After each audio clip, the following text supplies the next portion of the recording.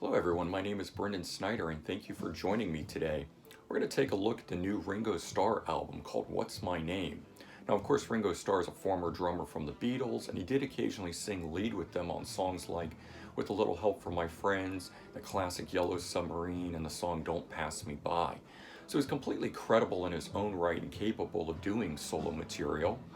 Now, at 79 years old, which is pretty amazing in and of itself that he's still going, this is his 20th studio album, solo studio album, not even counting the Beatles material. This one was released on October 25th of 2019, and it's got 10 tracks.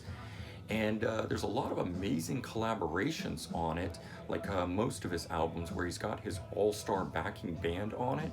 So this one's got Joe Walsh from the Eagles, Benmont Tench, formerly of Tom Petty and the Heartbreakers, Edgar Winter, a great blues guy, Steve Lukather of Toto, Paul McCartney, of course, of the Beatles on it as well. He's guesting, so you got a little mini Beatles reunion there. And then Colin Hay of Men at Work, who's also from his touring band right now. There is a cover of the classic Motown song Money that's on here. And in recent years on his solo records, he has been going back and doing old Beatles songs or covers that the Beatles did, and so this is another one of those songs on here that the Beatles formerly covered, and he's doing his own version of this now. So let's take a look. There's the front cover of it, Ringo in his classic peace sign pose with the star behind him for his name, and then there's the back side. When you open it up, this is what you get. I'll slide out the booklet here.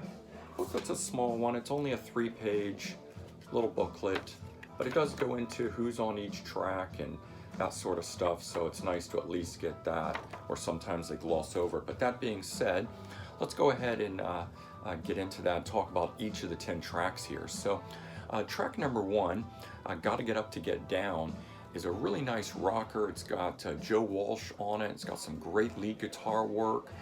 He's also duets on it, co-lead vocals with Ringo Starr, and that's great just to hear him. Anything Joe Walsh touches seems to be really good.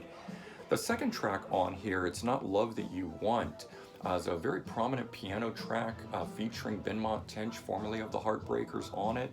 It's a good song. And the third one is the interesting one because it's called Grow Old With Me, and it's a John Lennon song written by him and features Paul McCartney on it, playing bass with and some background vocals. So again, like I said, it's like a little mini Beatles reunion here on this track, and it's very beautifully done. One of the best songs on this album. The fourth track is called Magic, and it features Steve Lukather. It's got some good guitar work. He co-wrote the track. It's another nice rocker on here. It's one that I hope that they play live when they tour. The fifth song is Money. That's the Motown classic song that I was talking about that the Beatles originally did, that now Ringo's doing his own version of. It's got a little bit of a modern edge to it, and kind of unique sounding vocals on it, but it's a good track and does fit with the album. The sixth track is one of my faves on here. It's called Better Days. It's another good rocker. It's got a really good groove on it. There's horns and some gospel singers on it. Just a really kind of big, bombastic sounding song on here that I really like. The seventh track, Life Is Good, is what I would call a classic Ringo song. Very positive, very uplifting, good message and all. The eighth song, Thank God for Music, I think we'd all agree that's a really great title there, and we'd all agree with that, to Thank God for Music. It's another prominent piano song, very good one in and of itself. Then we've got number 9, Send Love, Spread Peace, another beautiful song with a classic message that Ringo's known for doing. And then the 10th and final song called What's My Name, which again is another really nice rocker. I can totally see this one being done live. It's got this great call and response on it where he says, "What's my name?" and everybody shouts out Ringo. So again, I'm hoping that they do that live when they tour. So there you go, that's the 10 tracks that's on this album. My overall impression of this album is that it's a very solid, consistent record. It's well recorded. Each of the songs are very full and sound.